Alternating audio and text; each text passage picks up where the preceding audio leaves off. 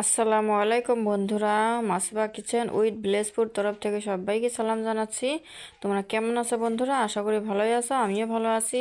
আরেকটা নতুন রেসিপির ভিডিও নিয়ে আসলাম। এটা ভর্তা রেসিপি। প্লিজ তোমরা সবাই সম্পূর্ণটা দেখো বন্ধুরা। এই ভর্তাটা কিন্তু অসাধারণ। এই ভর্তার রেসিপিটা খালি শীতকালেই করা যায়।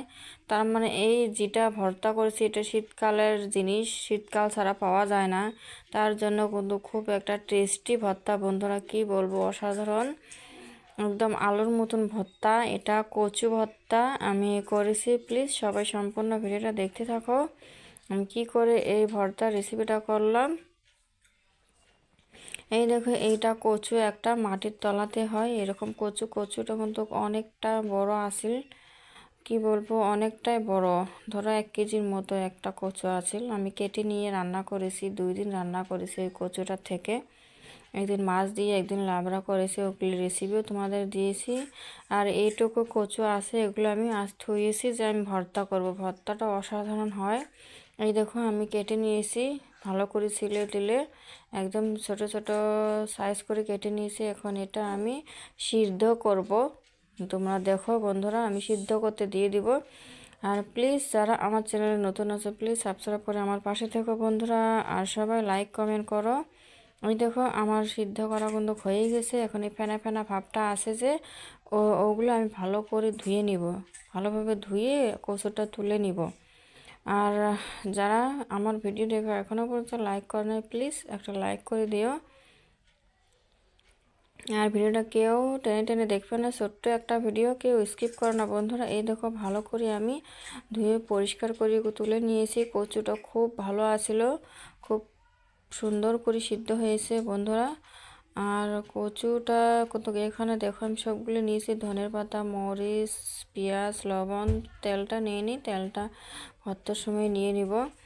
আর খুবটাই সিদ্ধ হয়েছে। এই যেগুলো জায়গাতে একটু সিদ্ধ বাকি আছে ওগুলো আমি ফেলে দিব,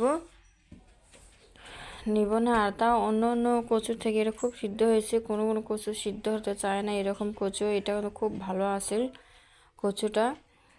রান্নার মতো খুব সুন্দর হয়েছে। এগুলো ভর্তা করছি যে দেখো, তোমার দেখে বোঝা যাচ্ছে জিলে সিদ্ধ হয়েছে, একদম হাতের ভরস হয় না, একদম খুব সুন্দর সিদ্ধ হয়েছে বন্ধুরা। এটা প্রেসার হতেও দেওয়া লাগে না, এমনিই একটা যে কোনো পাতিলের মধ্যে তোমরা সিদ্ধ করতে পারবা। দেখো আমি সবগুলোই হাত দিয়ে টিপে টিপে নিলাম। এখন এই যে আমি এখানে তেল দিয়েছি, এখন এগুলো সবগুলো ধনের পাতা, মরিচ, পেঁয়াজ, লবণ শুধু সবগুলো এখন আমি ভালোভাবে এটা মিক্স করে এখন ভালোভাবে মেখে নেব। এই দেখো বন্ধুরা, খুব সুন্দর করে কিন্তু আমি এটা ভালো করে মেখে নিচ্ছি হাত দিয়ে। এইভাবে হাত দিয়ে ভালো করে মেখে নেওয়া লাগবে। কি বলবো, এই রকম একটা ভর্তা দিয়ে গরম গরম ভাতের সঙ্গে, কি বলবো বন্ধুরা, অসাধারণ হয় খাইতে, খুব খুব টেস্টি হয়। জানি না এই এই কচুটা কার কার এখানে পাওয়া যায়, সবাই কমেন্টে বলো।